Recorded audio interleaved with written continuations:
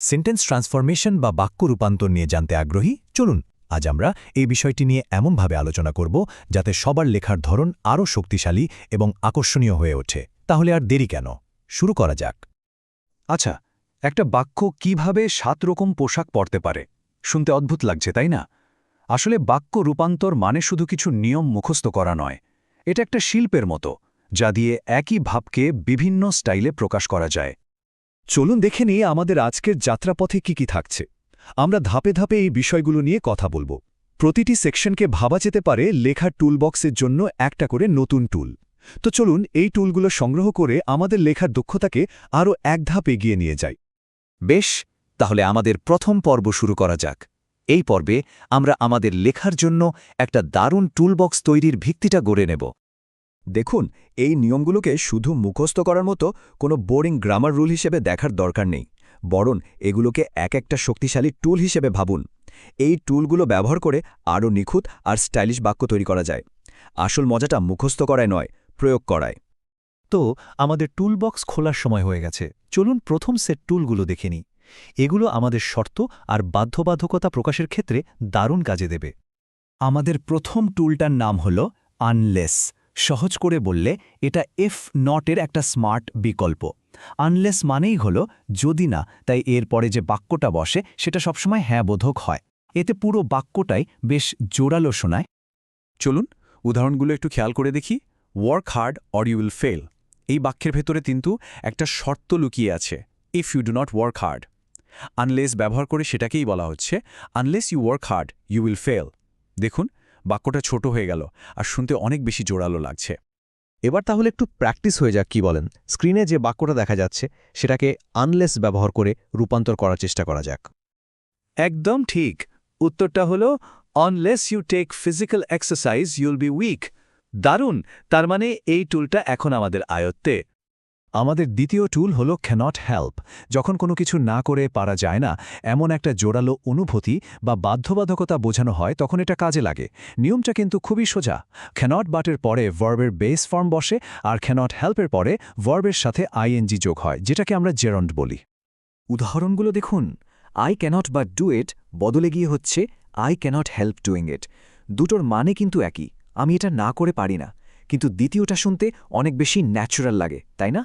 মূল খেলাটা হলো ভার্বের রূপ বদলানো, বেস ফর্ম থেকে আইএনজি ফর্মে। চলুন আরেকটা চেষ্টা করা যাক। এই বাক্যটিকে হেল্প ব্যবহার করে কি বানানো যায়? We cannot but be impartial. এবং সঠিক উত্তর, we cannot help being impartial. চমৎকার! আশা করি এই প্যাটার্নটা এখন সবার কাছে একদম পরিষ্কার। সময় হয়েছে আমাদের টুলবক্সে আরও কিছু মজার টুল যোগ করার। এই সেকশনে আমরা দেখব লেখার মাধ্যমে কোনো কিছু তীব্রতা আর উদ্দেশ্যকে কিভাবে আরও পরিষ্কার করে তোলা যায়। আমাদের 3 নম্বর টুলটা হলো সো দ্যাট। এটা টু ব্যবহার করা সিম্পল বাক্যকে একটা কমপ্লেক্স বাক্যে পাল্টে দেয়। এতে বাক্যের কারণ আর ফলাফলটা অনেক স্পষ্ট হয়ে ওঠে। নিয়মটা হলো টু এর জায়গায় বসবে সো, আর টু এর জায়গায় আসবে দ্যাট দিয়ে শুরু হওয়া একটা নতুন অংশ। দেখুন ব্যাপারটা কত দারুণ। He is too weak to walk, এটা শুধু একটা তথ্য। কিন্তু যখন বলা হচ্ছে he is so weak that he can not walk, তখন তার দুর্বলতার তীব্রতা এবং তার ফল যে সে হাঁটতেই পারছে না, দুটোই খুব পরিষ্কার হয়ে যাচ্ছে। এবার সবার পালা। এই বাক্যটিকে সো দ্যাট দিয়ে একটা কমপ্লেক্স বাক্যে রূপান্তর করা যাক।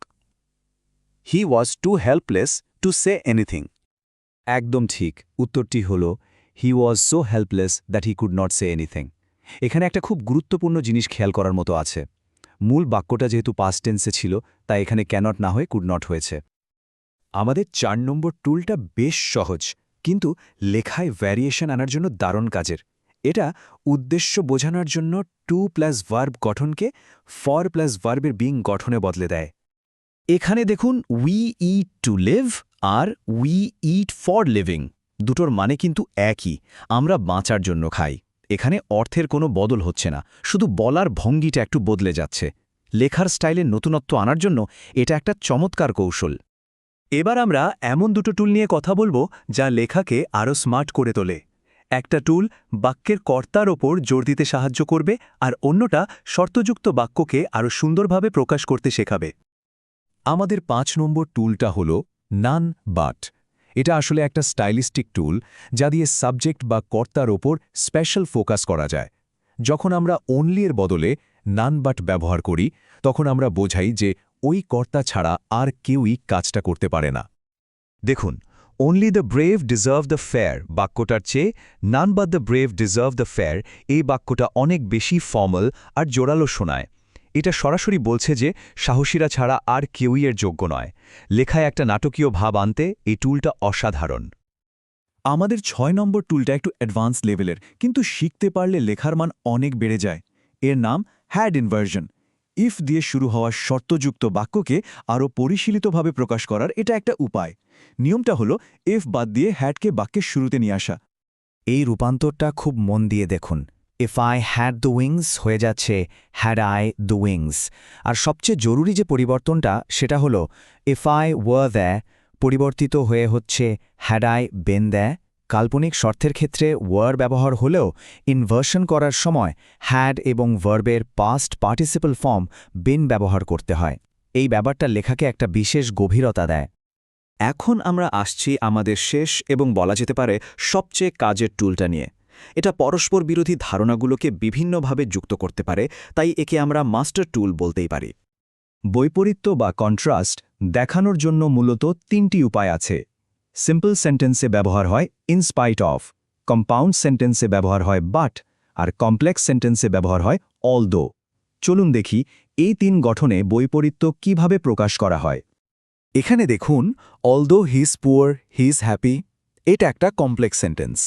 একে সিম্পল করতে চাইলে আমরা বলতে পারি in spite of being poor he is happy. আবার দুটো ধারণাকে সমান গুরুত্ব দিয়ে কম্পাউন্ড সেন্টেন্সে বলতে পারি he is poor but he is happy. ভাবুন তো, একই কথা বলার কত সুন্দর উপায়। এবার চলুন উল্টো দিক থেকে দেখি। He is young but he is weak এই কম্পাউন্ড সেন্টেন্সটিকে যখন সিম্পল করা হচ্ছে in spite of being young he is weak বলে, তখন তার দুর্বলতাটাই মুখ্য হয়ে উঠছে। আবার যখন কমপ্লেক্স করে বলছি although he is young he is weak, তখন আমরা তার বয়সের তুলনায় দুর্বল হওয়ার অস্বাভাবিক দিকটা তুলে ধরছি। এই টুলটা লেখা একটা অসাধারণ ফ্লেক্সিবিলিটি এনে দেয়। তাহলে আমাদের টুল বক্স এখন শক্তিশালী টুলে ভর্তি। এক নজরে দেখে নেওয়া যাক আমাদের আজকের সংগ্রহ।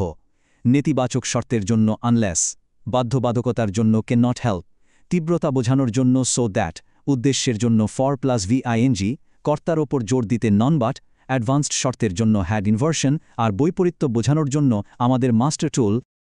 এখন এই অসাধারণ টুল বক্সটি সবার জন্য খোলা।